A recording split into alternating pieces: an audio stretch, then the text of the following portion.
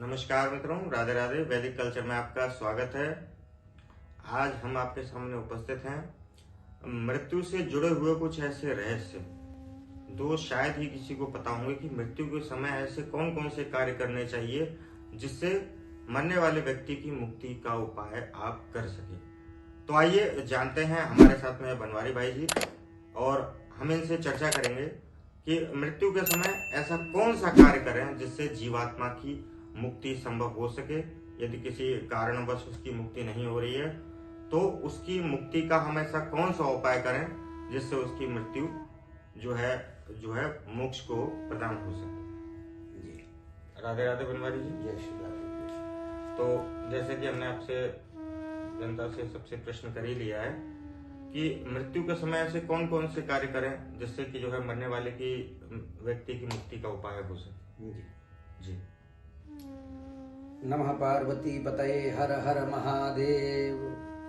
ये बहुत चर्चित प्रश्न है जो आचार्य जी ने आपके सामने रखा है कि हम लोगों को ऐसे कौन कौन से कृत्य करने चाहिए जिससे हमारे दादा दादी माता पिता आदि हमारे सब, ऐसे तो जो बड़े भाग्यशाली होते हैं जिनकी आंखों के सामने माता पिता का दादा दादी का स्वर्गवास होता है, उनकी सेवा में तत्पर रहें और तब उनका देहांत हो, तो ऐसे समय उनके अनुयायी परिजनों का क्या कर्तव्य है।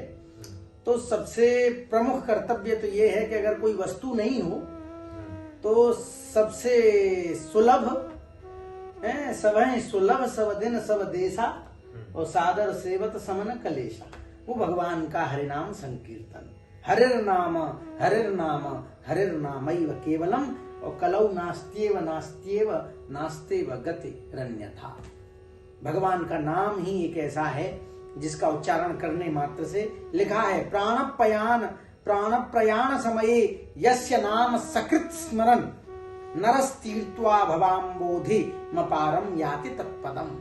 भगवान श्री राम का नाम, भगवान कृष्ण का नाम केवल मरने वाले के कान में केवल एक बार भी अगर बोल दिया जाए तो उसकी मुक्ति। जन्म जन्म मुनि जतन कराही और अंतराम कही आवत नाही। एक बार भी भगवान का नाम अगर कानों में सुनाई दे गया, प्राणपयान समय कफवात पित्तई कंठावरोधन विधौ स्मरणम कुतस्ते, तो जब मृत्यु के समय में भगवान का ही नाम याद नहीं आता है, बस और सब कुछ याद आता है, पुत्र पौत्र सारा मोह जगड्वाल पूरा जो भी है सबकी याद आ जाती है, पर प्रभु का स्मरण नहीं आ पाता। तो जो वो लोग बड़े भाग्यशाली हैं जो स्मरण मुक्त्वा कलेवरम, अंतिम समय में प्रयाण समय में भगवान नाम संकीर्तन करते हुए जिनका प्राण त्याग हो, वही तो भीष्म पितामह ने जो है भगवान से प्रार्थना की है। भीष्म स्तुति आपेतिमति रूप कल्पिता वितृष्णा भगवती सात्वत पुंगवे विभूमि स्वसुख मुपगते क्वचित विहर्तुम प्रकृति मुपेयसी यद्भ्रव प्रवाह त्रिभुवन कमनम तमाल वर्णम आदि। उन्होंने भगवान से यही तो प्रार्थना की है कि जो इति मति रूप कल्पिता वितृष्णा, मेरी जो बुद्धि है वो संसार के जगड्वाल में लगी हुई है, संसार में और मूर तोड़ते माया इसके जो है इससे व्याप्त है मेरी बुद्धि, इसीलिए इसको अपने चरणों में लगा लो। तो अंतिम समय में और मति प्रभु के चरण शरण ग्रहण कर ले, प्रभु के चरणापन्न हो जाए, तो फिर तो उसको कोई कुछ करने की आवश्यकता नहीं। ये तो जब कुछ भी नहीं हो, फिर और भी हमारे पास में हमारे शास्त्रों ने बहुत सुंदर सुंदर संकेत दे रखे हैं। ब्रह्म पुराण में बहुत ही सुंदर एक प्रमाण दिया है। बोले ज्ञानतो वापी कामतो पिवा और गंगायाम च मृतो मध्य स्वर्गम मोक्षम च विंदति। कोई व्यक्ति जानते हुए अनजाने में अगर गंगा के तट पर मृत्यु हो जाए या गंगा का जल उसके मुख में चला जाए तो उसकी मुक्ति हो जाती है महाराज। ये गंगा के महात्म्य का वर्णन है महाराज कि गंगा का जल अगर अज्ञान से जान करके अज्ञानता से कैसे भी ले लो, गंगा जल स्पर्श भी हो गया तो तुम्हारा कल्याण, छींटे भी पड़ गए तो गंगे तब दर्शनान मुक्ति, दर्शन करने मात्र से मुक्ति हो जाती, तब दर्शना स्मरणान मुक्ति। उनका स्मरण करने थे। गंगे गंगेति यो ब्रवेत बदेत महादेवी महादेवी महादेवी यो बदेत एकेन मुक्ति मापनोति और द्वाभ्याम गंगा ऋणी भवे। एक गंगा का नाम मात्र ले लो, हर हर गंगे कह के स्नान कर लो, इतने मात्र से ही व्यक्ति का गंगा के स्नान करने का फल प्राप्त हो जाता है। तो गंगा का नाम ले लिया, एक बार ले लिया तो कल्याण, 2 बार कह दिया तो गंगा मैया कर्जे में आ जाती है। गंगा के जल से प्रोक्षण आचमन अगर हो जाए मरने वाले का तो उसका कल्याण हो जाता है। और दूसरा जो है गरुड़ पुराण में बहुत सुंदर बात कही गई है कि तुलसी मृत्तिका लिप्तो यदि प्राणान विमुंचति याति विष्णुवंतिकम नित्यम यदि पाप शतैर्युतः। क्या सुंदर गरुड़ पुराण में लिखा हुआ है।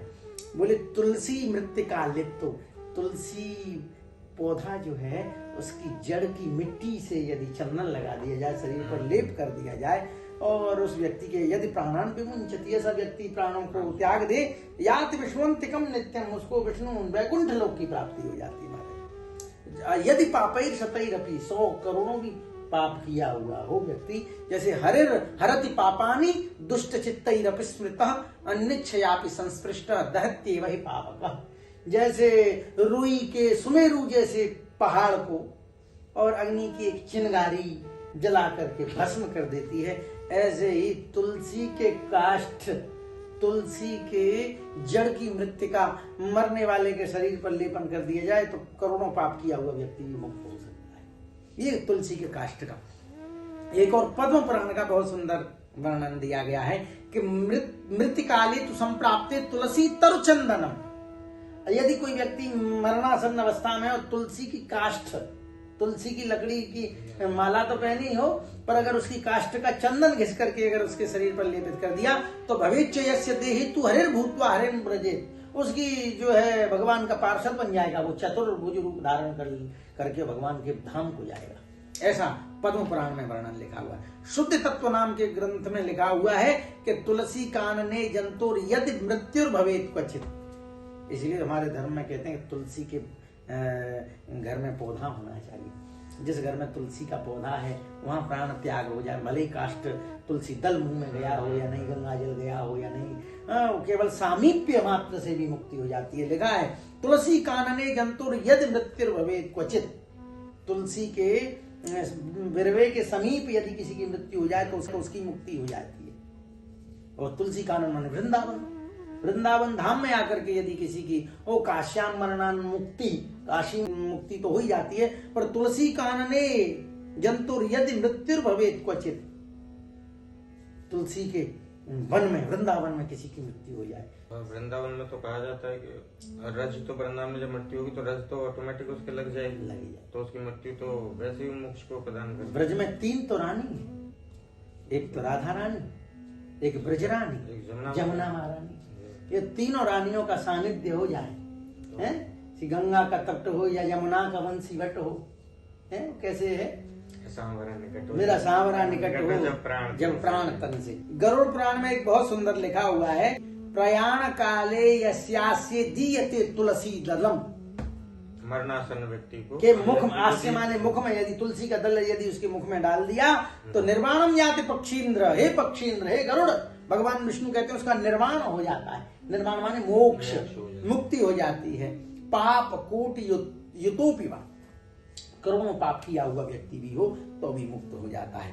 और बहुत सुंदर एक शुद्धि तत्व नाम के ग्रंथ में लिखा है कि शालग्राम शिला यत्र तत्र सन्निहितो हरे, जहां शालग्राम की शिला है वहां भगवान विष्णु का सदा सान्निध्य रहता है। और तत्सन्निधौ त्यजेत प्राणान याति विष्णु परम पदम, और शालग्राम की सन्निधि में यदि प्राण त्याग हो जाए तो महाराज उसको भगवत प्राप्ति हो जाती है।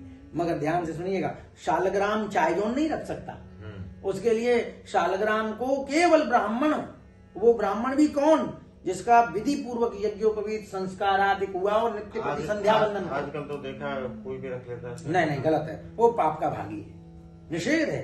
शालग्राम को स्त्री का स्पर्श निषेध है। ऐसा व्यक्ति जो संध्या वंदन रहित और केवल यज्ञोपवीत धारण करता है, भले ही ब्राह्मण हो और संध्या नहीं करता, वो भी स्पर्श करे तो नरक का भागी होगा। हाँ, तो इसमें आज का तो तुलसी शालिग्राम विवाह ट्रेंड कर रहा है। हाँ, ट्रेंड तो कर रहा है, हर कोई जो है तुलसी शालिग्राम विवाह करा रहा है। तुलसी शालिग्राम, वो विष्णु तुलसी विवाह करा सकते हैं, पर चाहे जो तुलसी का स्पर्श, शालिग्राम का स्पर्श करने का निषेध है।